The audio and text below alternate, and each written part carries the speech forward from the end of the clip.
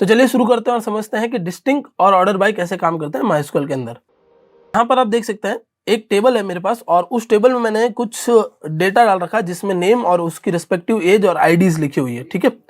अब मैं अगर इसको नेम को असेंडिंग ऑर्डर या डिसेंडिंग ऑर्डर में अरेंज करना चाहता हूँ, असेंडिंग ऑर्डर मतलब ए से लेकर जेड तक और डिसेंडिंग मतलब जेड से ए तक, तो किस तरीके से अरेंज कर सकता हूँ, वो है हमारा ऑर्डर बाय क्लोज, ठीक है। तो जो आउटपुट आएगा फाइनल इस टेबल का, इस तरफ जो फाइनल आउटपुट आएगा वो कुछ इस तरीके से दिखेगा। मतलब यहाँ आप देख सकते हैं सारे नेम है, आईडीज हैं और उनकी एजेस है, और यहाँ पर सामने वो नेम सारे ऑर्डर बाय हो रखे हैं, मतलब असेंडिंग ऑर्डर में आ रखे हैं ए से लेकर जेड तक की सीक्वेंस में, और उनकी रिस्पेक्टिव आईडीज भी उनके साथ है और उनकी एजेस भी है, ठीक है। तो ये हो गया हमारा ऑर्डर बाय क्लॉज। तो इसका सिंटेक्स जो है वो इस तरीके से है कुछ, select star from table name, ठीक है, जो भी टेबल आप चूज करते हैं वो, और फिर उसके आगे आपको लिखना है ऑर्डर बाय, और फिर आपको कॉलम लिख के असेंडिंग या डिसेंडिंग के लिए ASC या DSC लिख देना है, ठीक है। तो चलिए इसको इंप्लीमेंट करके देखते हैं और अच्छे से समझते हैं कि कैसे काम करता है। और वर्क बेंच पे आ जाते हैं, वर्क बेंच को मैं कनेक्ट कर लेता हूँ और ये हमारे स्टूडेंट्स नाम की एक टेबल है, उसको मैं चला देता हूँ तो सारा के सारा डेटा दिख जाएगा आपको। देखिए कुछ इस तरीके से सारे स्टूडेंट्स का डेटा दिख रहा है, उनकी एजेस, उनकी ईमेल्स और सब कुछ दिख रहा है। हम लोग एक नए SQL यहाँ पर पैनल लेके आते हैं और चलाते हैं सिलेक्ट स्टार फ्रॉम स्टूडेंट्स।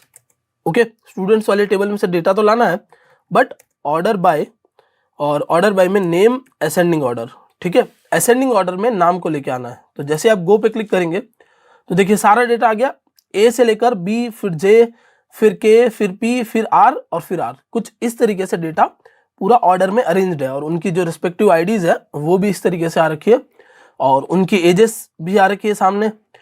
अब मुझे अगर डिसेंडिंग ऑर्डर में चाहिए तो मैं यहाँ लगा सकता हूँ DESC, ठीक है, DESC। एक छोटी सी यहाँ पर मिस्टेक हो गई थी, ये DESC होना चाहिए था, मैं इसको अभी करेक्ट कर लेता हूँ, DESC, ठीक है। डिसेंडिंग ऑर्डर में हम लोगों को लेके आना है, तो DESC, और यहाँ पर गो पे क्लिक करते हैं। ओके, और ठीक है, तो देखिए मैंने यहाँ पर गो पे क्लिक किया और ये जो मेरा डेटा है वो सारा डिसेंडिंग ऑर्डर में आ रहा है। मतलब अब जो है वो R सबसे लास्ट है, फिर P, फिर K, फिर J, फिर B तक, और फिर लास्ट में A पर आ रहा है। अब सपोज इस तरीके से हम लोग एज को भी अरेंज कर सकते हैं, तो मैं एजेस को डिसेंडिंग ऑर्डर में कर देता हूँ।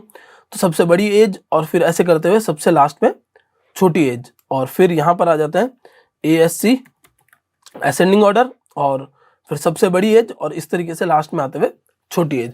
तो आप इसी अकॉर्डिंग किसी भी डेटा को अरेंज कर सकते हैं। ऑर्डर बाय क्लॉज की मदद से हम लोग सिंपली डेटा को टॉप से बॉटम या बॉटम से टॉप, यानी कि A to Z या Z to A, 1 to infinity, या फिर असेंडिंग ऑर्डर या डिसेंडिंग ऑर्डर में अरेंज कर सकते हैं। ओके, तो ये तो हो गया आपके डेटा अरेंज करने का तरीका। दूसरा जो चीज है, जो क्लॉज पढ़ रहे हैं, डिस्टिंक्ट क्लॉज का काम ये है कि आप जब डेटा निकाल रहे हैं टेबल के अंदर से, तो आप चाहते हैं कि जो यूनिक नेम्स है वही निकल कर आए, ठीक है। तो अब जैसे अगर आप यहाँ देखेंगे कि भाई बहुत सारी सिटीज है, बट आपको चाहिए कि इनमें से जो सिटीज है वो, ये सारे जो बंदे हैं वो किन किन सिटीज से बिलोंग करते हैं। तो अगर आप एक एक देखने जाएंगे तो थोड़ा सा प्रॉब्लम होगी, आपको काउंट करना पड़ेगा। जैसे दिल्ली, फिर नीचे देखेंगे कि तो दिल्ली 2 बार आ रहा है, या जोधपुर 2 बार आ रहा है, जयपुर 2 बार आ रहा है। हम क्या करेंगे, हम इस पे लगा देंगे डिस्टिंक्ट। तो हम यहाँ पर आएंगे और ये ऑर्डर बाय हटा देता हूँ, और यहाँ लगाते हैं डिस्टिंक्ट, और यहाँ लिख देते हैं सिटी, ठीक है।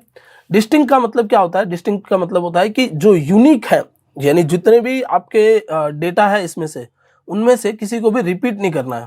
तो देखेंगे आप जयपुर, दिल्ली, आगरा, जोधपुर, जबकि यहाँ तो बहुत सारी चीजें लिखी हुई थी, लेकिन इसने क्या किया, वो रिकॉर्ड्स निकाल दिए जो यूनिक है। जैसे अगर एज में भी मैं बात करूं तो डिस्टिंक्ट एज अगर मैं लिखता हूं तो 23 वाले बंदे हैं हमारे पास, 26 वाले हैं, 19 वाले हैं, और इसमें भी हम लोग यहाँ लगा देते हैं अगर ऑर्डर बाय एज असेंडिंग, और फिर क्लिक करते हैं तो देखिए असेंडिंग ऑर्डर में, मतलब जो एज आपने डिस्टिंक्ट निकाली उसको ये असेंडिंग ऑर्डर में निकाल कर दे रहा है। तो 19 के हैं, 20 के बंदे हैं, 21 के हैं, 23 के हैं, 25 के हैं। तो इस तरीके से आपके पास इतने इतने एज के बंदे अवेलेबल है, ठीक है, इतने इतने एज के स्टूडेंट्स अवेलेबल हैं।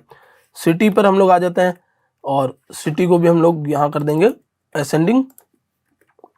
देखिए तो आगरा के हैं, दिल्ली के हैं, जयपुर के और जोधपुर के, मतलब ये 4 सिटीज है। अब इसके बहुत सारे और भी स्टूडेंट्स अवेलेबल है, बट जो मेजरली हमारे पास सिटीज है वो कितनी है, सिर्फ 4 है। अब इसी सीरीज के अंदर हम लोग जो नेक्स्ट आगे एग्रीगेट फंक्शंस पढ़ेंगे, तब हम ये भी निकाल पाएंगे कि आगरा के कितने बंदे हैं, दिल्ली के कितने बंदे हैं, जयपुर के कितने बंदे हैं और जोधपुर के कितने बंदे हैं।